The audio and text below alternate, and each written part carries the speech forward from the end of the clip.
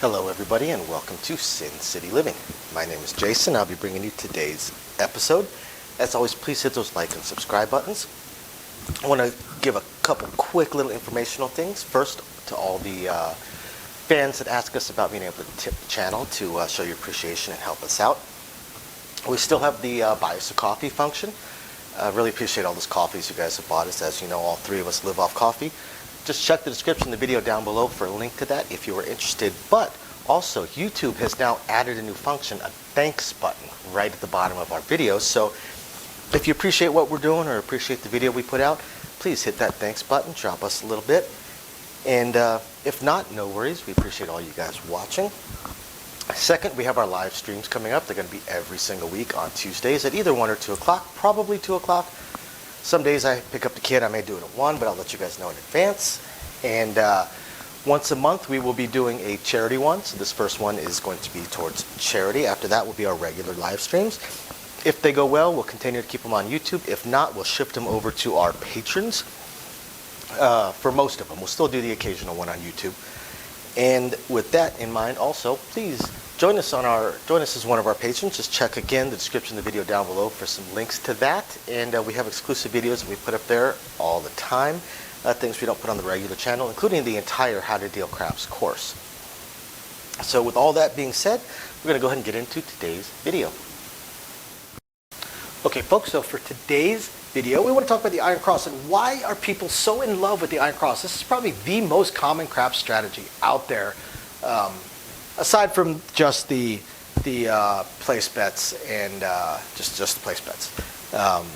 I'd say the second most common crap strategy is probably mid-press. Place bets and mid-press.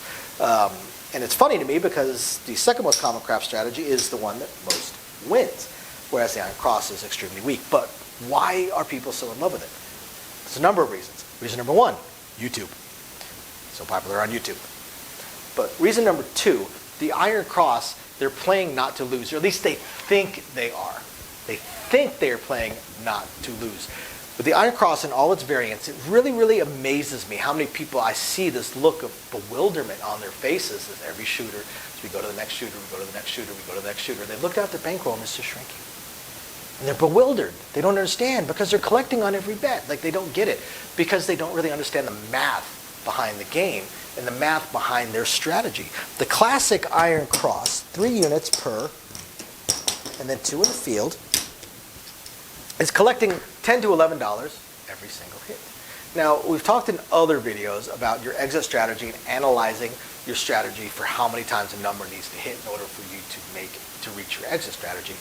So we're not going to rehash that with this particular strategy. But just to break even, you have to break the statistical likelihoods.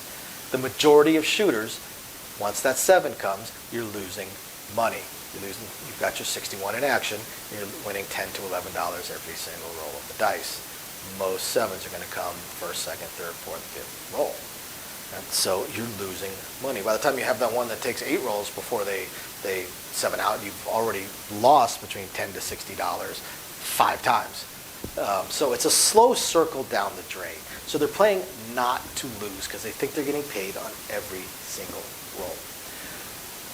Another reason that so many people are in love with the Iron Cross is, and again, it goes to the rookie gamblers, to the ones that don't understand the game all that much, the allure of winning on every single roll of the dice. And some people will upstage this strategy to where they're collecting a green every single roll of the dice. However, you've got so much invested that it still takes you 6 rolls of the dice to break even. So yeah, it looks great. You're collecting green every single time, but you put 6 greens out onto the table to begin with. So again, it's a false thing. It's a false sense of security, that allure of oh look, I'm winning every time the dice roll.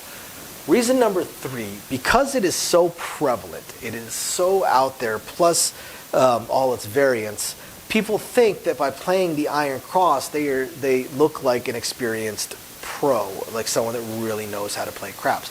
Here's the thing, when we see someone playing the Iron Cross, the first thing that goes to the dealer's head is not this player plays dice. this player understands the game. In fact, we generally assume when we see someone playing the Iron Cross that they don't understand the game. So if they have any other bets outside of the Iron Cross, we understand that we probably have some explaining to do. You know, if they decide to branch out, someone else is betting come bet, so they decide to throw a come bet out there. We know that when that come bet travels, we're going to have to do some explaining on odds. We know that we're probably going to have to do some explaining if they're the type to turn their bets off, that they can't turn the come bet off. We know that if they do some hot bets or some center action bets, that there's probably going to be a little bit of confusion in there when things hit, when things win, if they do any kind of partial presses or anything along those lines. We know that there is a small chance, not a super big chance, but a small chance that they may not understand the hard ways work unless called off thing. Generally, when we see Iron Cross, we know that these are beginning to low intermediate players. And they are falling for that allure of winning on every single roll of the dice. And the last one also goes towards rookie gamblers or newer gamblers or less experienced gamblers. And it's the same reason that slots make so much money. The endorphin rush and the psychological effect of the false win. It's just like when you play slots and you have something, the reels stop and all of a sudden lights are flashing and the screen is flashing and, it's making ding, ding, ding, ding, ding, ding, ding, ding, ding, and you made 45 cents on a $3 bet. It's a false win. That's what winning $11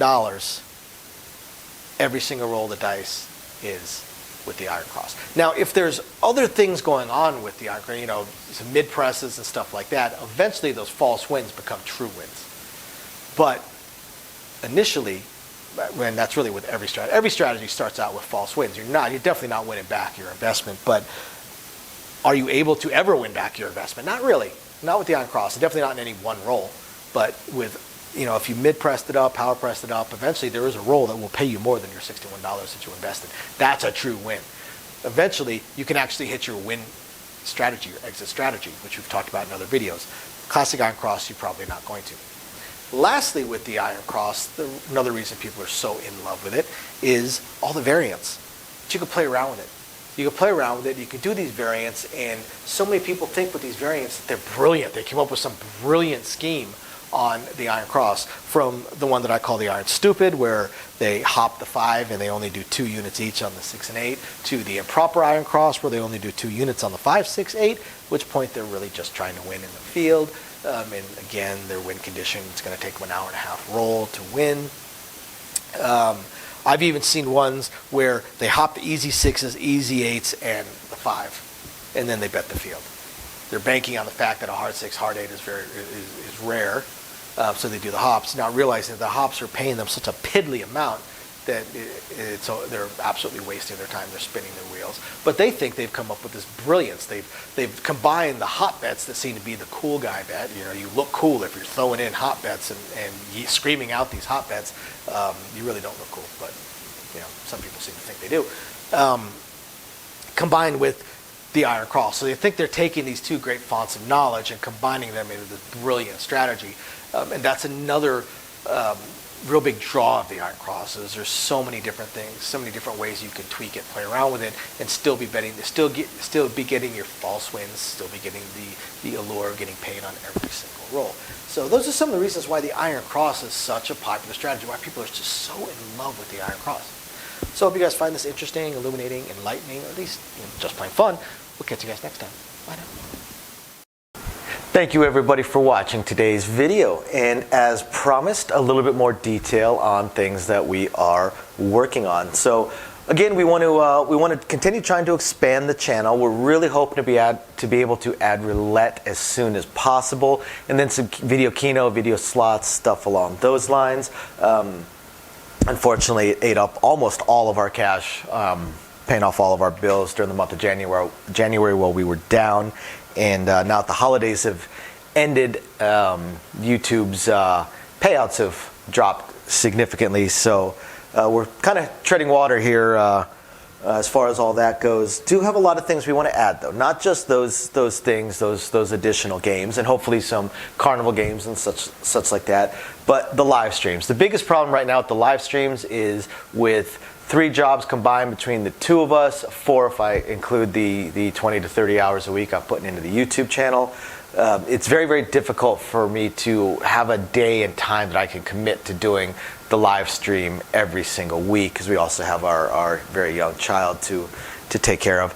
But I'm trying to figure that out. I'm thinking it's probably going to end up being on Monday nights or Tuesday afternoons, or possibly both. I intend to do at least one live stream exclusively for our patrons, and then another one on the YouTube channel. So possibly both days. We also have a few other things that we really want to attempt to move forward on. I'm just running into either time or skill set issues. I do want to eventually have a website going for us. I did used to program websites over a decade ago. A lot of things have changed, and I just don't have that time. And not a whole lot of knowledge on the current state of building websites, hosting what sites can host, and how to build up the e-commerce stuff. So if anybody has any skill sets along those lines and would like to answer some questions or just help us out, shoot us an email, sincitylivingLV@gmail.com. Also, I really hope to be able to start adding some exclusive stuff from Sin City Living, logoed shirts, hats. I'm looking to get custom dice made, even custom layouts made, although those would be pretty expensive. But I know zero about e-commerce and drop shipping and anything along those lines. So if you have any skill or knowledge in that area, please email me. I would love to ask you some questions and see if you can answer a few to help me figure out how to get that going. Same thing with designing our logos. I had some logos designed, very, very small logos, unfortunately, not big enough to blow up to put on T-shirts and stuff like that.